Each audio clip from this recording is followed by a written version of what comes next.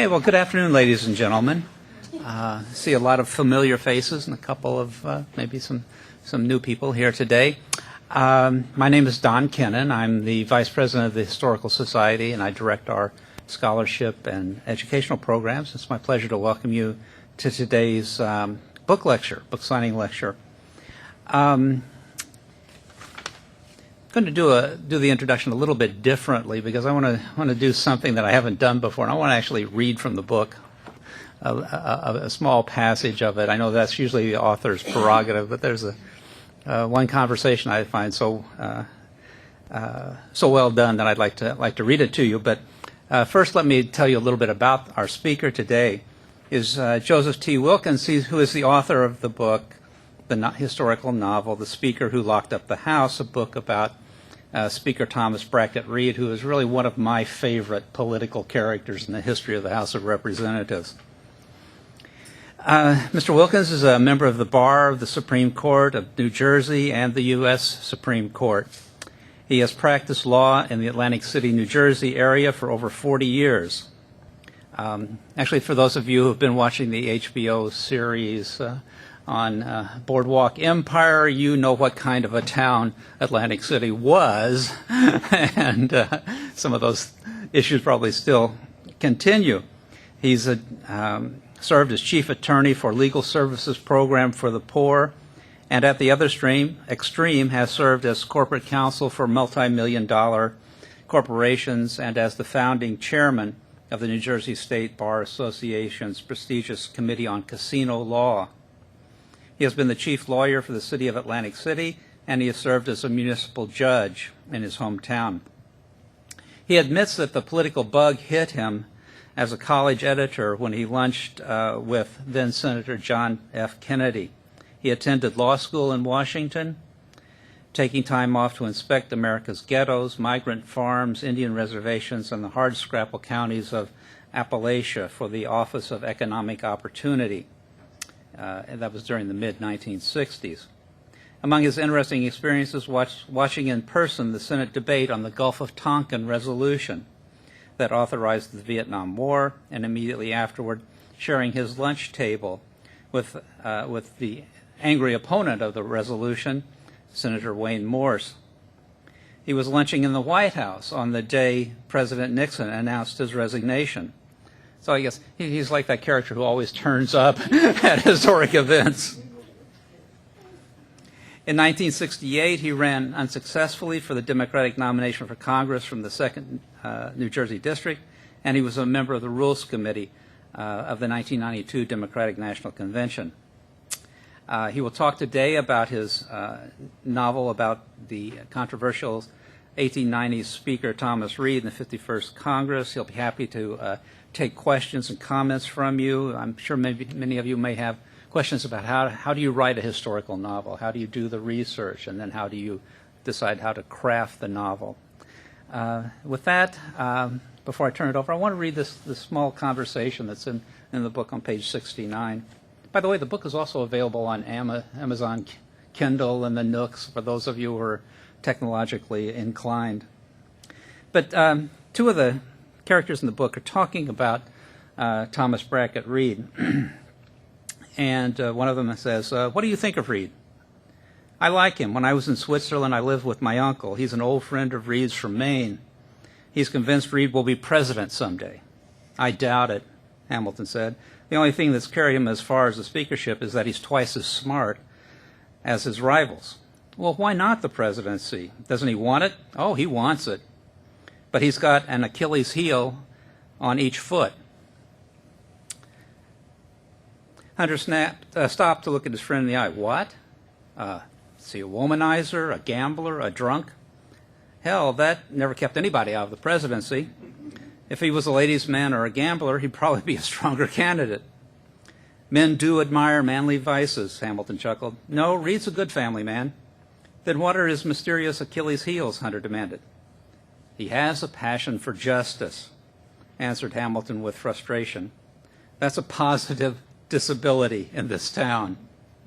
And he continued shaking his head, he won't promise favors to get himself elected. So you can see that the author has a sense of humor as well as an understanding of politics and history. So Joe, it's my pleasure to turn the program over to you.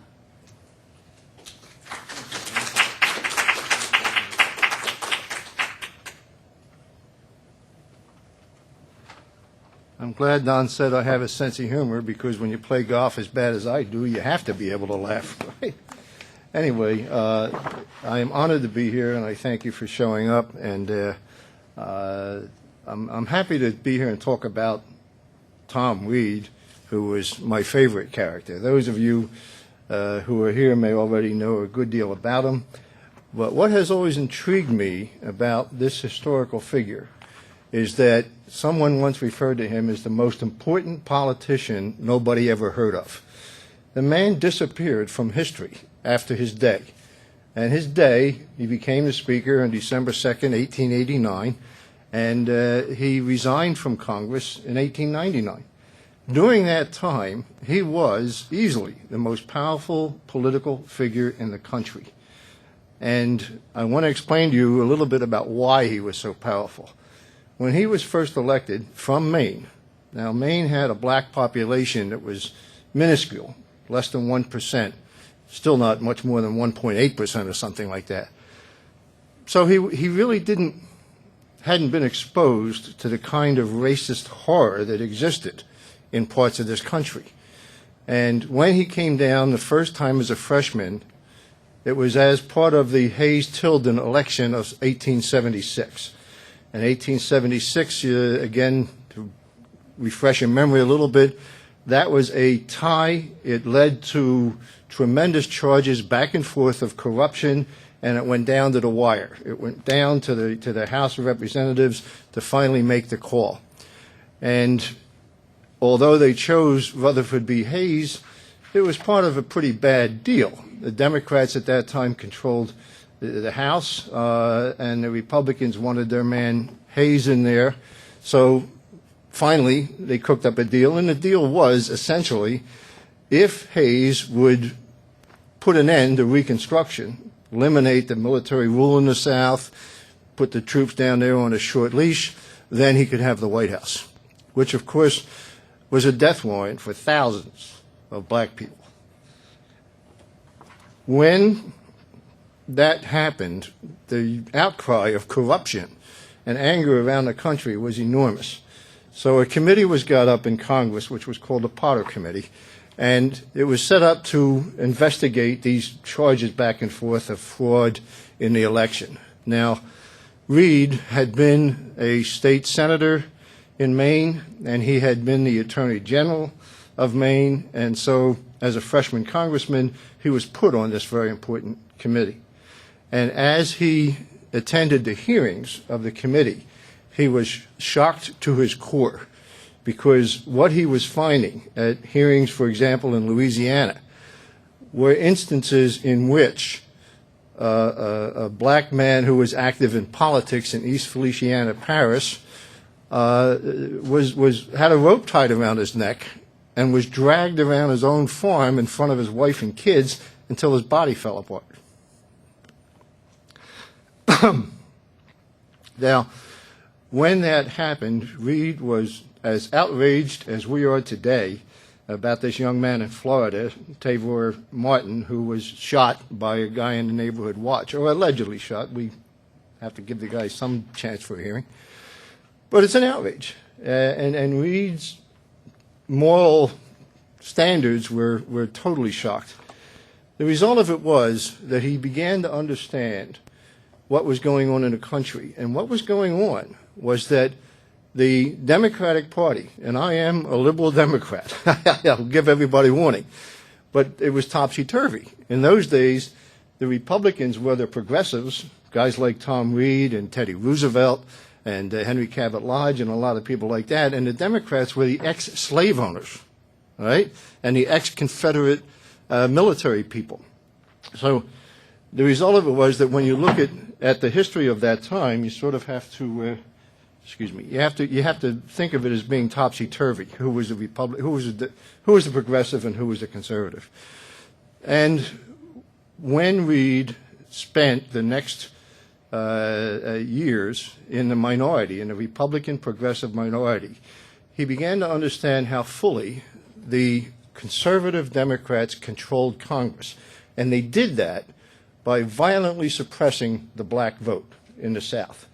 Now, I'll give you an example of that. There was a fellow from Georgia by the name of Charlie Crisp, and Charlie later became the Speaker of the House after Reed left. Well, Charlie Crisp was 16 years old when he joined the Confederate Army, and he ended up getting captured and spent time in a prison camp, and when he got out, he got into politics. But Charlie Crisp, in 1888, was elected to Congress with 1,764 votes. Now, my good wife Mary Ann, when she ran for mayor of our hometown, got more than 1,700 votes. We're not talking about a margin. We're talking about a total vote for a man that became the Speaker of the House. And that was in a district that had 30,000 eligible voters. All right?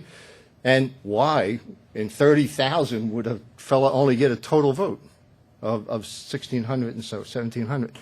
And the reason was because most of those 30,000 were blacks, and if they voted, they died. It's as simple as that. There were burnings, there were lynchings, there was terror, there were night riders, and there were, in many cases, state-sponsored rifle clubs that issued state-owned Winchester rifles to night riders under the guise of local rifle clubs. And they would use these. They would sometimes get 50 or 100 guys on horseback, would go out and shoot up the black population. And Reed saw this, but he also saw that America was a dynamically growing country. We wanted stuff. We wanted a big Navy. We were becoming a power in the world. It was 25 years after the Civil War. And we wanted to have railroads. We wanted to have improvements to our ports. We wanted to have internal improvements. We wanted to have everything that goes with being a world power. And we were very conscious that we were becoming a world power. But the Southern effect was that if anything was coming down the pipeline that looked like it might challenge the grip that the white supremacists had on the political process and the control of Congress, it couldn't get through. And the way that they stopped it from getting through was what they called the silent quorum. Now, the silent quorum was a trick by which, if you were in the House of Representatives and some legislation was being considered, you'd argue against it, you'd do what you could to amend it. But when push came to shove, if you didn't want it to get through and you were in the minority, what you would do would be suggest the absence of a quorum. And when you suggested the absence of a quorum, that triggered a roll call. And when there would be a roll call, the Speaker, or the Clerk of the House, rather, would call out Jones of Idaho, Magruder of Wisconsin, whatever it would be. And if the member sitting right there, as you're sitting here today, if the member didn't answer to his name, he could not be counted as making up a quorum. And therefore, you could stop legislation from proceeding at all. Now, let's look at the numbers that existed when Tom Reed became the Speaker. The members of the House, when the country first started, there were 65 members. By 1890, December 2nd, 1889, really, by that time the membership of the House had grown to 330. The Constitution provides that a quorum to do business in the House and the Senate has to be one more than a majority. Well, let's look at the math. Take a 330 and divide it in half, you come up with 165. If you add one, you're at 166, and you had to have a quorum of 166. The vote between the two parties was so even that on the most important single vote to start the Congress, which is to elect the Speaker, Tom Reed got elected, he got elected Speaker of the House with exactly 166 votes. Now, that's what you call a razor-thin majority. It's about as close as you can get.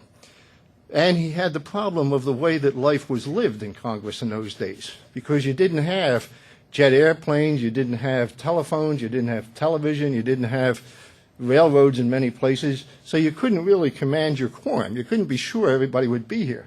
And the second problem that existed was if they were here, they might be drunk, they might be in the whorehouses, they probably would be in the pool rooms, all right, because they had no offices, they had no real committee staff, some but not many, And to them, a day in Congress was a day of going into a hot, unair-conditioned hall in the summertime and sitting there with everybody hitting the spittoons as best they could and being bored to death waiting for different things to be read out.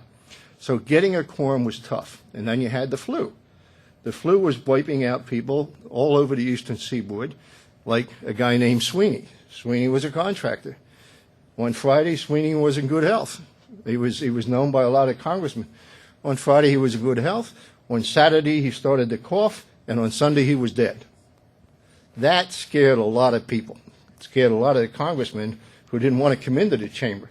So there's Reed trying to get a quorum to do things and couldn't do it. Now, let me talk a little bit about Tom Reed.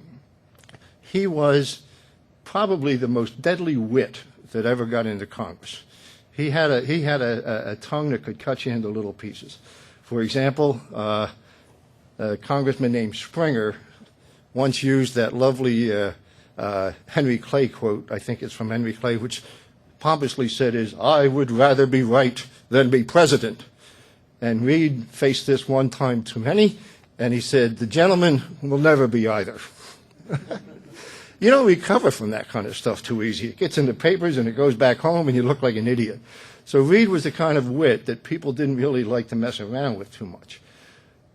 When he came to be Speaker, he had a progressive agenda. One of the things that was going on was that we had a tremendous surplus. In those days, there was no income tax. The government supported itself by customs duties. And when you had a tariff, which we had to protect the manufacturers here from English competition mostly, it generated money, and that money piled up. Well, here are the Democrats in the South saying, we don't want to see money get spent, we don't want to see all these different things, we want to get rid of the tariff. And the manufacturers in the North who are saying, keep the tariff, it's protecting us from this competition. So they were making money on it. Congress was making money, the government was getting fat, and there was a big argument about how do we spend it, right? Now, what Reed's agenda was, he wanted to boost the pensions for the Civil War veterans. Remember, this is 25 years after the Civil War. Let me tell you about what that meant. In the House, on the day he was elected Speaker, there were 169 veterans of the Civil War. Out of 330 members, 169 were veterans. And there were guys on that floor, excuse me, there were guys on that floor that had lost legs or arms or brothers or fathers or sons, cousins. You know, everybody had seen something really bad. They'd been at Chickamauga, they'd been at Antietam, they'd been at Gettysburg. Robert E. Lee's son, Fitzhugh Lee, was a general in the Civil War. He was there. Joe Wheeler from Alabama was a general in the cavalry in the Confederacy. He was there. Joe Wheeler had 16 horses shot from under him while he was in skirmishes and battles. He was a member of that Congress. Right? Nathaniel Banks was there. He was a general. And a lot of Confederate cavalry colonels were there. 90 of the veterans were Republicans, all right? And 69 of them were Democrats. So if you picture the House floor, as Tom Reed would look upon it, had they been in the Civil War uniforms, there would have been 90 guys in Union blue and 69 guys in Confederate gray. These guys knew what they had fought for. They knew why they had risked their lives and lost their friends. And now, 25 years later, after the surrender, what was at stake, as both sides saw it, was whether or not the North really won the Civil War. Because from the Southerners' point of view, they had regained control of the Congress, they were able to stop legislation they didn't want, and they were certainly able to stop any kind of civil rights legislation. From the Union point of view, they couldn't tolerate this blockage. They had to find a way to free up Congress. They had to find a way to get stuff done. Now, they called what was going on in the House a filibuster, all right? Not in the sense that you talk forever as you do in the Senate, but in the sense that you could demand a roll call, which took half an hour. Then you could demand another roll call on your appeal. Then you could demand another roll call, you could demand bills be read in full and all the rest of it. And that meant that the Southerners had a lot of weapons that they could use to keep legislation stopped that they wanted to have stopped. When Reed tried to get things through, he realized that he would first have to find a way to break the power of the white supremacists in the South. And that way was the federal elections bill. And the federal elections bill would have provided that federal troops would go back into the South, to protect black voters going to the polls. Now, if that bill had become law, that meant that the Democratic white party in the South would be history, would be gone. Mississippi had 1 million blacks and 600,000 whites. Almost every state in the South had that kind of imbalance. Look at Charlie Crisp, elected with 1,700 votes. If they had protection for the black voters trying to register and vote, how long would Charlie last? You know, he wouldn't make it past the next election. So the force bill, which is what the Southerners dubbed it, became very, very important. That would have sent these troops back. And you can imagine what this meant to Confederates who had fought to protect slavery, who had insisted on states' rights, who had insisted that they were fighting for freedom and democracy. They were fighting basically to suppress what they thought was an inferior race. This was a do-or-die situation for them. They had to stop it. And Tom Reed, none of this was secret, it was in the papers beforehand, Tom Reed was the man that was going to break the logjam in the House and let this legislation be passed. And at that time, he had a majority of 1 or 2. The Senate was safely Republican, and the president was Benjamin Harrison. So if he could get it through this House, the Senate would probably pass it, and the president would sign it, the force bill would be in effect, and that would be the end of the Democratic Party in the South. The stakes could not have been bigger. Enormous stakes.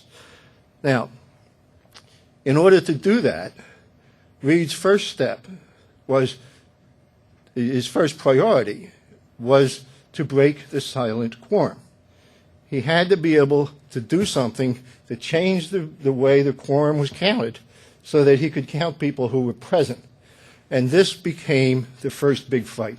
He wanted to change the formal rules. He wanted to be able to change the House rules in detail. But his problem was that he had this skinny majority. There were 17 seats contested that year. And a contested seat means somebody comes along and says, you didn't win that election, I won that election. And these 17 seats were almost all Southern seats in which terror or fraud, murder, or the stealing of ballot boxes was provable. So Reed wanted to basically take these contested election cases, get them through, win his cases, and then build his majority. Because for every Democrat there by fraudulent means that you get rid of, you replace him with a Republican. Now the whole thing switches by 2 votes, right? So if he could get enough of these seats won, he could in fact get the rules passed that he wanted. Now the votes themselves that came on these things still required, even though they were party votes, they still required evidence. Every politician knew you can't just vote for the minority to be thrown out and then replace him with one of your guys. So that meant you had to gain evidence. And the evidence that you gained would be stuff like this. An election would be held in Plumerville, Arkansas, totally black community. That election would have produced maybe 400 or 500 black votes, every one of whom voted Republican. These people still remembered Abraham Lincoln. And everyone would have been Republican. And what happened? When the election was over, masked guys carrying Winchesters showed up in Plumerville. They walked in and they stole the ballot box. All right? Just out and out stole it.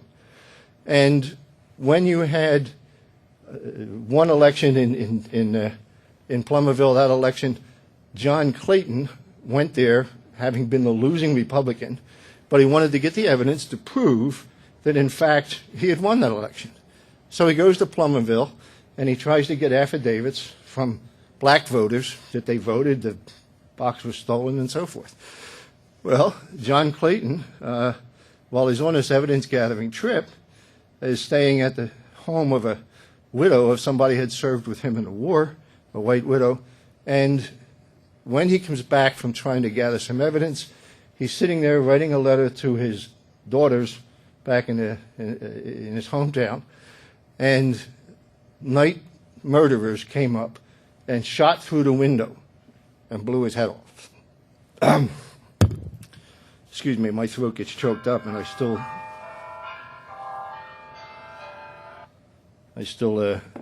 get emotional thinking about this. They blew his head off, all right, just trying to contest this election. When the other votes came in, one of them was a sheriff in Jericho, Arkansas, and this sheriff was responsible for providing the ballot boxes that would be used for the votes. And he had a ballot box made, or a kind of ballot box, that was made out of some kind of metal, and it had a little chimney on the top of it. And the little chimney was a little metal affair that sat on top of the slot in the ballot box. Well, you went to put your ballot down there, but you didn't do it yourself. You had to hand that to the judge, and the judge of the election was the guy who would then drop it down the slot. The slot had, because of this sheriff's changes, had two ways to go when the ballot went in there. If it was flipped this way a little bit, it would go into the ballot box. If it was flipped this way a little bit, it would fall to the floor out of sight. Now, that made the judge a pretty important man. The law provided that the judges were supposed to be half Democrat and half Republican. However, the year before, the rifle clubs under the sheriff, Sheriff Warner, actually went into the courthouse and at rifle point ordered the county judge out of the courthouse and told him to get out of town by sundown or you're dead. All right? They drove out 6 of the county officials in that county at gunpoint. And then, declaring a vacancy, they had the governor appoint new judges, the new county judge, who then appointed all the new election judges, all of whom were what they called in those days Winchesters. They appointed guys who were open racists, determined to protect and fight the black control by whatever force was necessary. As these scandals came to light, as the public began to understand the horrors that were going on, Reed began to gain strength. Finally, you get to January 29th, 1890, the first election case is coming up. And the report comes back from the Elections Committee that says this is what happened. We think the Republicans should be seated. When that vote was taken, the Republicans could only muster 162 votes. And the Democrats said no quorum. The names are called. And as the names are called, the Democrats who were there were 230 members in that House before the quorum call was called for. Clearly a quorum. The Democrats basically refused to answer to their names, as they had for 100 years. All right? And everybody knew that this was going to be when the stuff hit the fan. So Reed sits at his speaker's desk, and the reporters up in the House gallery behind the speaker's desk are looking down, seeing what's going on.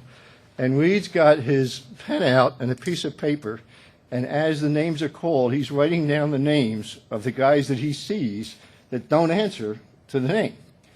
And this is visible from above, and the Democrats know something like this is about to pop. When it proves there's no quorum, Speaker Reed said, "A chair directs the clerk to record the names of those members not present." And he starts to read. And as he's reading these names, the Democrats break out in rage. And I mean physical rage. These guys, Joe Wheeler, this fighting Confederate cavalry general, who was a short guy with a white beard, looked like the guy that sells Kentucky Fried Chicken, except he had a lot of combat experience. Joe Wheeler couldn't get to the front. In those days, the congressman had desks, right? Not like it is now. he climbs up onto a chair, and then he climbs up onto a desk, and then he jumps from desk to desk trying to get at the speaker, right? And finally his friends grabbed him and held it back. A Texas congressman is there, got a Bowie knife out, sitting in the front row, and he's sharpening the Bowie knife on his sole of his boot, looking at Reed. There were screams of outrage. Dictator, czar, terrible, this is oppression, and all the rest of it. And if you think Joe Wilson yelling at Barack Obama, "You lie," a couple of years ago was dramatic, you can imagine 70 or 90 Confederates jumping up and screaming and saying this has got to stop. It didn't stop. Reed was able to hold his temper. The more the Democrats attacked him, the more the Republicans had to support him. So he ended up holding his party together, and he managed to count them into the quorum, which became a historic event.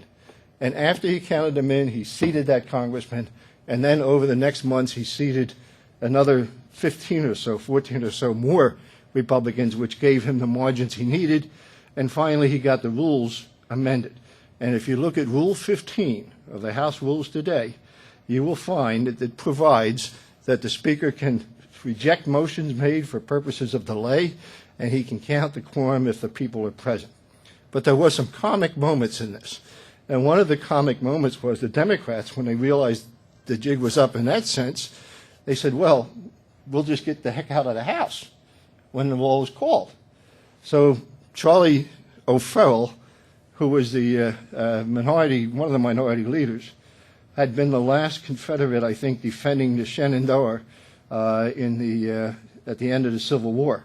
But Charlie O'Farrell was the point man. He was a man left in the House to protect the Democrats' interest once they said no quorum. All the other guys would say all out, and out they would go. And Reed then had to send out the sergeants at arms to hold these guys back in. It wasn't always successful because over time they took to hiding. Now, one of the things I didn't know when I started to write this book is that, I didn't realize, the congressmen really lived in boarding houses. They didn't have much in the way of bathing facilities, all right? They had some, but not very good. But in the House, they had put in marble bathtubs made out of Carrara marble from Italy. Big bathtubs, right? And they had 6 or 8 or 9 of them. And they had a barber shop, and there were a lot of bars and restaurants in their house and everything else, which was, in effect, their hotel while Congress was going on. They had to go elsewhere to sleep, but they didn't have offices. They didn't have all the usual amenities that we expect now. So they took to hiding, where the sergeants at arms couldn't find them. And one of the places they hid was in those bathtubs.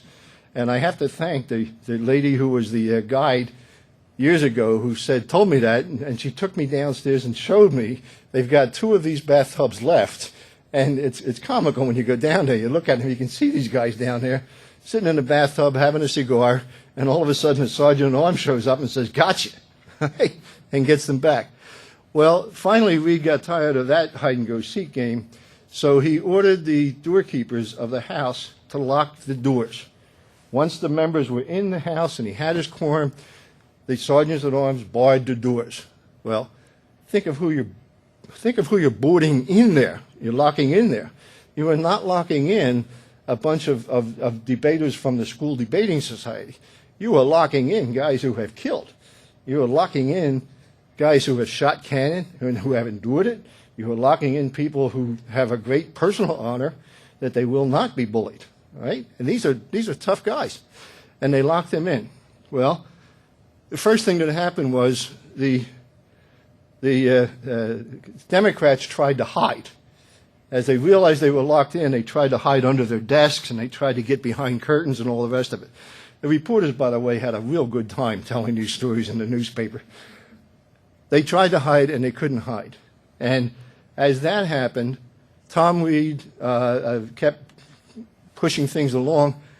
Now the Democrats, realizing that they couldn't hide, tried to escape. Well, picture the House. To try to escape, they try to get up on the desk and boost each other up into the galleries to be able to get out. Well, there was a problem with that. The problem was that Tom Reed's work on behalf of the Force Bill, which was a civil rights bill, had drawn every black guy in the know to be there early in the days to get a seat in the gallery. And who were these guys? They were ex-Union combat veterans who were black, and they're in the galleries. And as the Democrats are trying to get up into the galleries, these guys are pushing them back down. Right? And the reporters are having a field day watching this. Yeah, you can see the humor in this is comical, but it was deadly serious business. In any event, it finally ended up with a Confederate colonel by the name of Buck Kilgore from Texas. And Buck Kilgore says, "You will not imprison me." And he reaches his foot up and he kicks out the door of the house. Well, as it happened, one of the Republicans was trying to get back in then, and he had bent down to look through to see if this was the right moment, and the door caught him in the nose and busted his nose. But Kilgore got through, and he leads the Democrats out. Well, you can see the story here. No editor could resist it. This was a worldwide story. Everybody was watching the stuff anyway. Kilgore ended up having bootmakers from Italy and France and England send him free boots if he would tell them the size of his boot. And it became famous as Kilgore's Kick. And there's a town in Texas, Kilgore, Texas, and they have a high school, Kilgore High School, and they have a cheerleading squad. And the cheerleading squad at Kilgore High School still features the Kilgore Kick in their routines. You have to love that stuff. You can't make it up. It actually happened. Anyway, I'm talking on a long time, and I think I'm probably getting at the point where I should stop and take questions. My daughter Jeannie's my timekeeper, keeping me out of trouble. But Reed finally was able to get the rules changed, and those are the rules we have today. Now, when that happened, that he got the rules changed, he was able to get through a lot of progressive legislation, including the Force Bill, including the Federal Elections Bill. But at that time, McKinley was trying to get the tariff improved from their point of view. And the Republicans in the Senate sold out. Basically, Senator Quay of Pennsylvania cut a deal. The Democrats said to him, "You want the Force Bill and you want the tariff bill. And we'll concede that if you put everything behind it, you can get one of these. Which do you want?" That is, in my view, when the Republican Party sold its soul. It went for the tariff. And that meant that the Force Bill never got through. When that congressional election was next held, it was what Tom Reed called the slaughter of the innocents. Right? They ended up, instead of having 166 or 169 Republicans or 173 as they had climbed to, it ended up that they had 88. And the Democrats controlled the House. They elected Charlie Crisp as Speaker. The first thing that they did was throw out Reed's rules. They threw out that and they went back to the silent quorum. And Reed had to just put up with it for that Congress. In the next Congress, the Republicans came back a little bit to where they had 127 members, right?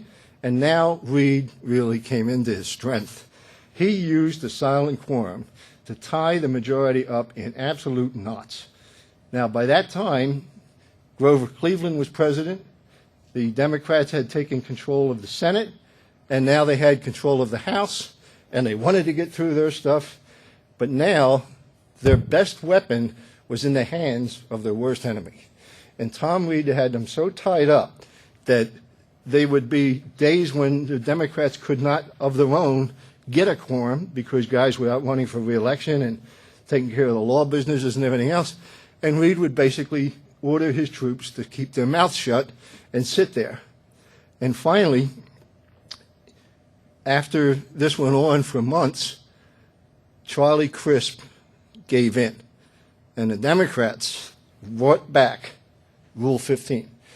The Democrats, Reed's biggest opponents, adopted the rule that he had fought for. And that is what has given the House to this day the ability to do what the majority wants. No matter how much people may agree with it, it is majority rule in the House. And you can compare that with the Senate. And Reed had great scorn for the Senate, that they didn't break the filibuster do. They never did that. Now what happens? 41 guys out of 100 in the Senate can stop everything. You can't do that in the House. You'd like to stop it. You'd like to stop this or that. But as a practical matter, because of Tom Reed, whoever's got the gavel can get things done. Nancy Pelosi got the health stuff through. John Boehner is having a little more problem on his own side of the aisle, but nonetheless, the majority votes, that's what's going to happen. Anyway, I've talked for a long time, and I had a good time writing all this. The book is back there. It's a fat 700-page book. Has a lot of history in it that I hope you will enjoy. But if you love history, as I'm sure you do, and you have a little sense of humor, you will enjoy. This was a Congress in which Speaker Reed at one point had to shut down the ladies' lounge because it was a whorehouse. The lobbyists were using the ladies' lounge and bringing up congressmen to line them up on behalf, essentially, of the tariff, and that did that. A former congressman, was shot and killed on the steps of the House. All right, Preston Talby of Kentucky had been a big, boorish kind of a guy, and he got a girl in the patent office pregnant, and he treated her really lousy, and the reporters got ticked off at this, so they wrote stories about it. And they didn't run him in Kentucky, Talby's home state. And Charlie Kincaid was the reporter for the Louisville Times. And finally his editor said, "Hey, Charlie, they're running this story all over the country. How come we don't have it in Kentucky?" So Charlie had to write a story. Talby lost the next election, and he blamed Charlie Kincaid. And he bullied him. Charlie Kincaid was a little 5-foot-tall, nervous guy, and Talby was a big bully. And at one point, he actually took his nose and twisted it, which is sort of a supreme insult. If you're going to have a guy reach for his sword, that's what's going to happen. Well, Charlie Kincaid went out and got a pistol, because Talby often was armed. And as they broke to come down for lunch to the House restaurant at the bottom of the stairs on the House side, Kincaid went up to Talby and he said, "I'm back." And I don't know whether he said I'm armed or not, but Talby turned around, Charlie Kincaid shot him. Talby lived for about 2 or 3 weeks after that, but then he died, and Kincaid was charged with murder. And he beat the rap because, first off, the press was unanimously on his side. The entire Kentucky delegation first agreed to be pallbearers for the late lamented Preston Talby, and then they volunteered to be character witnesses for the guy that killed him. So politics was lively in those days. And when the Congress opened, they found that somebody had stolen the congressional payroll. Now, there was a guy there named Eddie Silcott, Fast Eddie, and Eddie Silcott had a family, but he also had a girlfriend, and he was big on the horses, but he couldn't quite tell the fast ones from the slow ones. So the result of it was that Eddie Silcott would get the congressmen to sign vouchers to get their pay, and then he would take the vouchers down to the Treasury and get the cash, and he'd bring it back and he'd put it in the safe in the Sergeant Arms office. Well, on the day that the new Congress came in, Eddie Silcott disappeared. And he disappeared with about $73,000 of the congressman's cash. And that sounds like a fairly human failing, but it turned into a political disaster. And the reason it did was because the question came up, whose money did Eddie Silcott steal? Was he stealing it from this congressman who was entitled to his pay? Or did he steal it from the government responsible to paying it? Well, if he stole it from the government, you'd have to pass another Appropriations Act to reimburse the congressman. But if he stole it from the congressman, that was the problem between the congressman and Eddie Silcott. It wasn't a government duty to pay him. And what really confounded it was, those of you who are familiar with any kind of government forms, the Treasury had a form, and the form that a congressman signed to get his $440 a month, the form basically was a receipt. It said, I'm entitled to get paid, and I acknowledge receipt of the cash. And they would give this to Eddie Silcott, who waltzed downtown, got the cash, came back, and then skipped for points unknown. And even the Democrats realized if some idiot signed that he received his pay, we can't pay him again. The voters won't stand for it. We'll lose 20 or 30 seats on that kind of an issue alone. So the upshot of it was that finally they did find a way to reimburse him. But Eddie never got caught. Eddie skipped town with his girlfriend Louisa, and the last he was heard of was that he might be in Oregon, and then again he might not.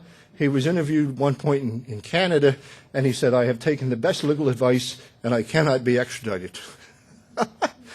So it was a lovely thing. And finally, the kind of humor that went on, I want to share one thing with you. In writing the book, I used a character who would be a reporter for the New Orleans Picayune. Excuse me. And one of the things that shows you what was going on is the New Orleans Picayune ran an editorial in the summer of 1890.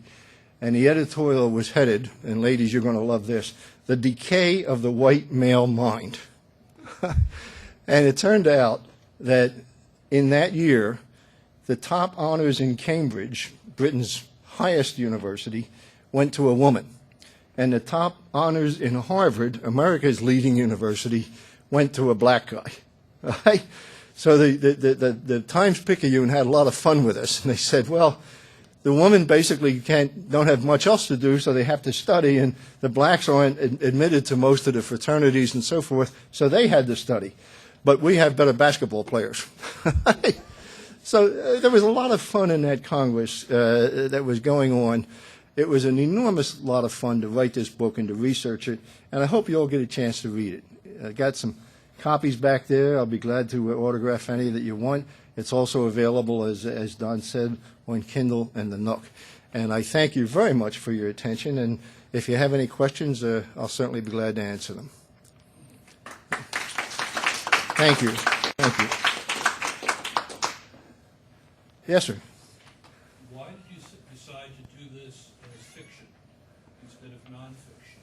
I couldn't tell. One of the purposes is to Yes, I wish I had written it as a history. It would have gone. history to people. Aren't people going to be wondering Yeah. how much to take as history and how much Oh, it's is everything that happened on the floor and everything said by one of the historically public figures is true.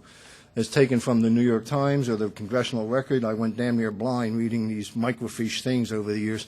But the reason I wrote it as a novel is because this was a story of black and white.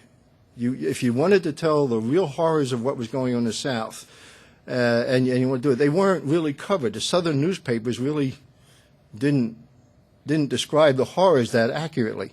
In Barnwell, South Carolina, for example, 8 black guys were locked up, and some masked riders came along, broke them out of jail, and then lynched them. Right? There were no black writers at that time. There were not enough of them anyway. They were able to get ink. They were able to really tell these kind of horrible stories. And you couldn't tell the story from the point of view of the black people that went through it unless you invented some characters to do that. I had liberties. Had there been justice in those days, there would have been a lot of good black reporters out there. But I think there was a notice in one of the papers in 1890 that a Negro reporter showed up in the press gallery. Right? And this was considered, a really wild thing.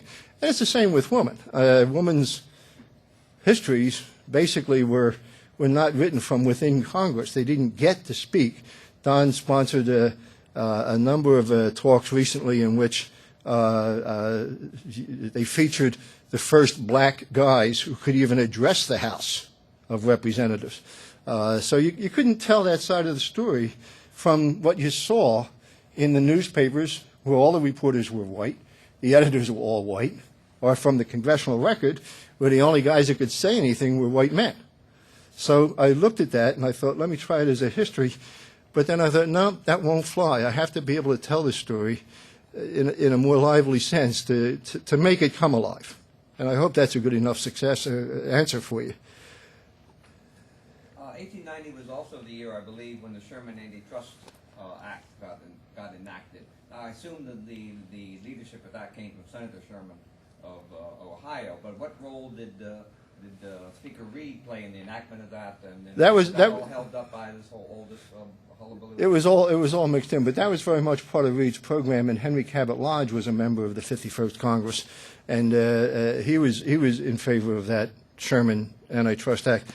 One of the friends of all of these guys was Teddy Roosevelt, who at that time I think was chairman of the U.S. Civil Service Commission, the new Civil Service Commission. So the Republicans had a very deep bench of progressives.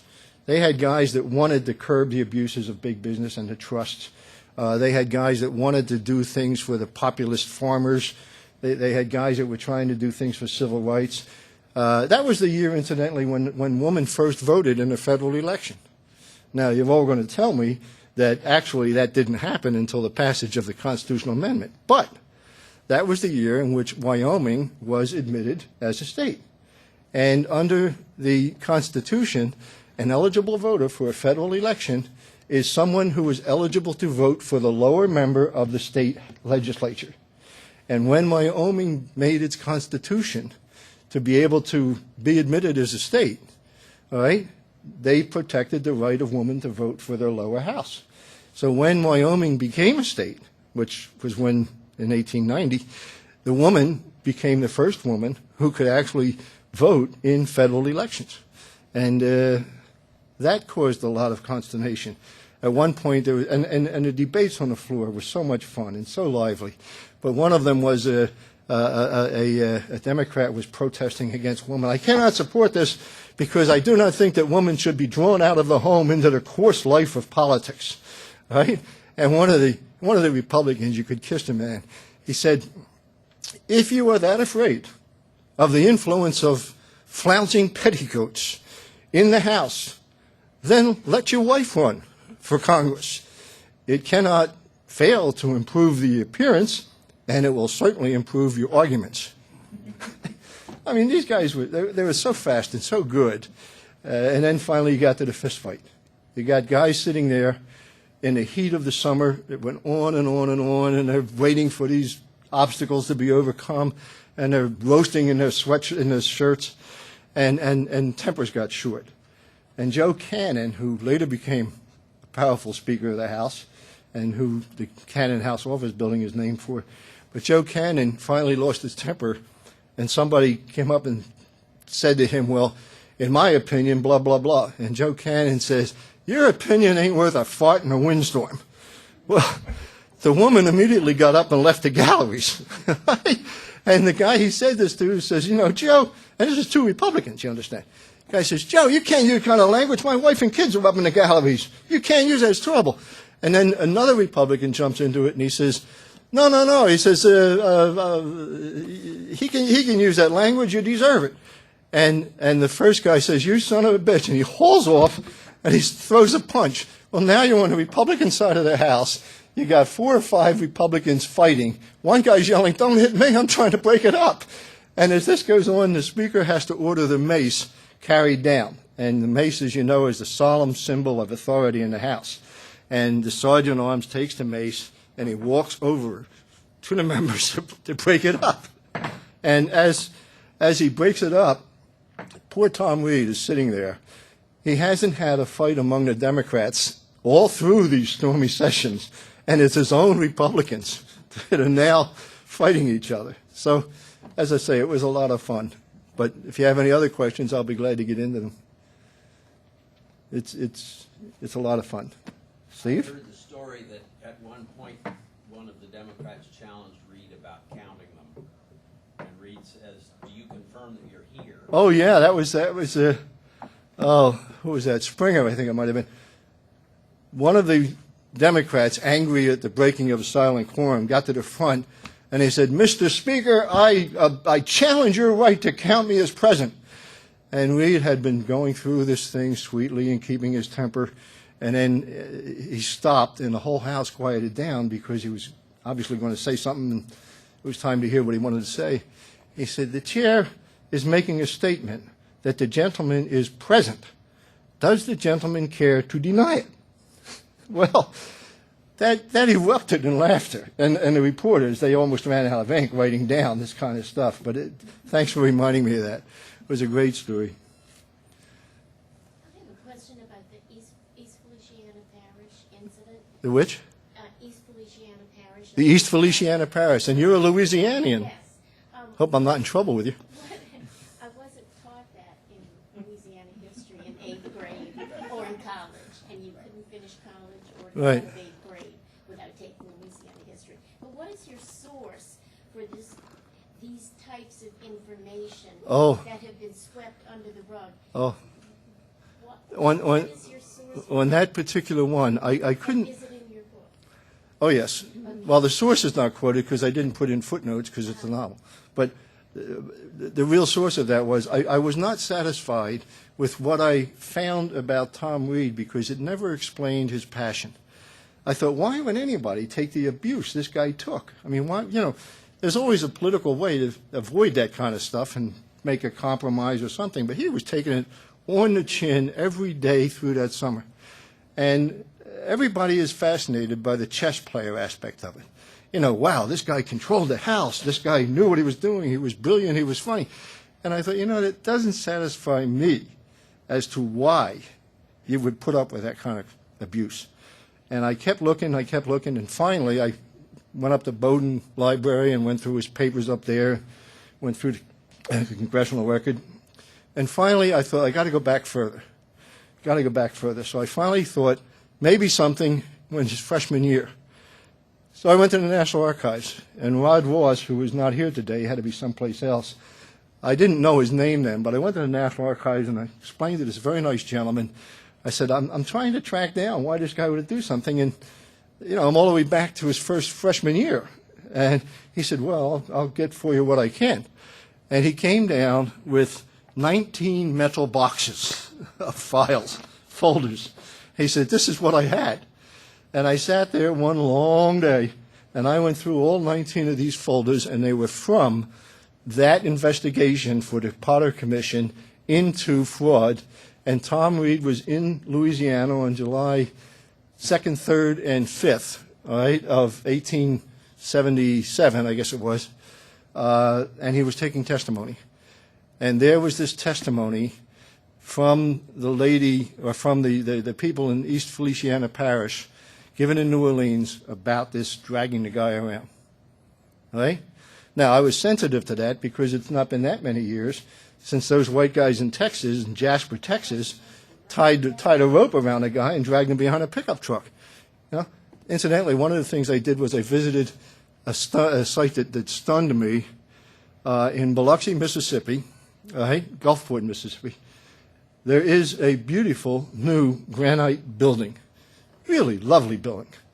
It is a presidential library. It was opened in 1998. How many years ago is that? 12?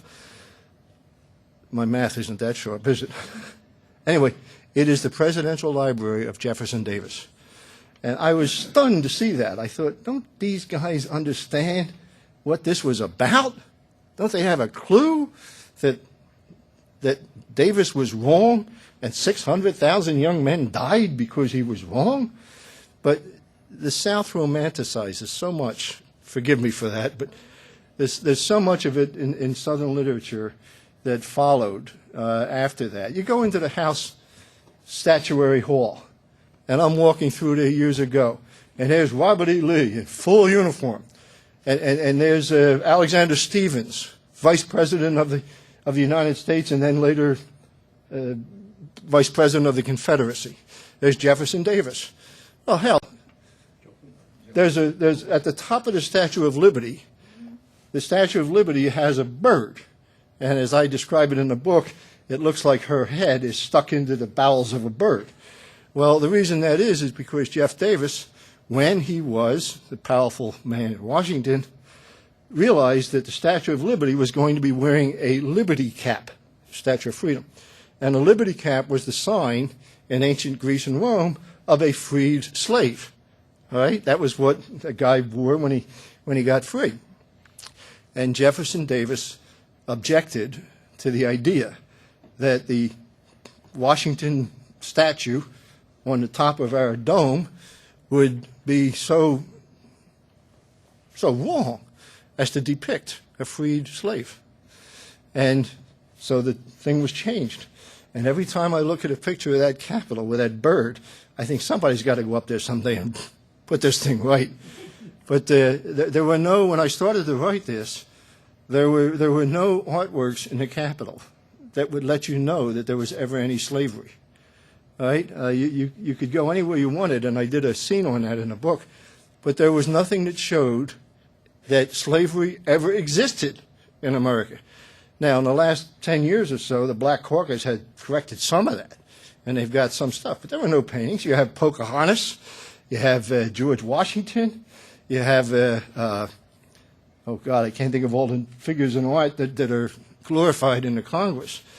But you didn't find any of black men. You didn't find any of the great leaders. Now there are some. Robert E. Lee has been taken from the statuary hall and put into the downstairs level. Right? You go to New Orleans, which is where I did a lot of the writing, and you go to Lee Circle. Here's New Orleans, which had black mayors, I think 3 in a row. And the biggest monument in New Orleans is Lee Circle, at the top of which is a very proud statue of Robert E. Lee. Well, if I was the descendant of slaves myself and got elected mayor, I'd have had a bulldozer accidentally take that sucker out. But, you know, people forgive and forget, and they try to be more forgiving about it. But, yeah, that East Feliciana Parish, talk to Rod Ross, he'll haul out all 19 boxes, and you can have a ball. But it was educational to read that.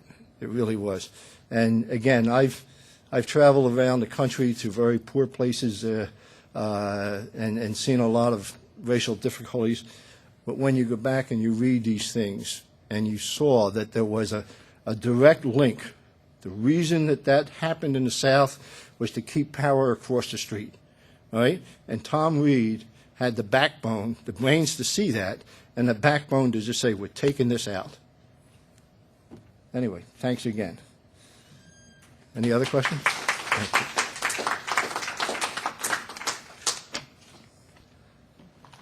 Well, thank you, Joe. Thank you so Thank much. you, Don. And actually, thanks for ending with a plug for the book we heard about on Tuesday, Freedom's Cap, which was about that statue. Which how that is- statue got up I there. didn't remember that, but Guy Guglielmo. or Yeah, something. exactly. So had discussions of 2 great books, so please feel free to stay, get a copy of the book. If you brought a copy with you, you can get it autographed. And thank you for coming, and we'll hope to see you the next time we get together.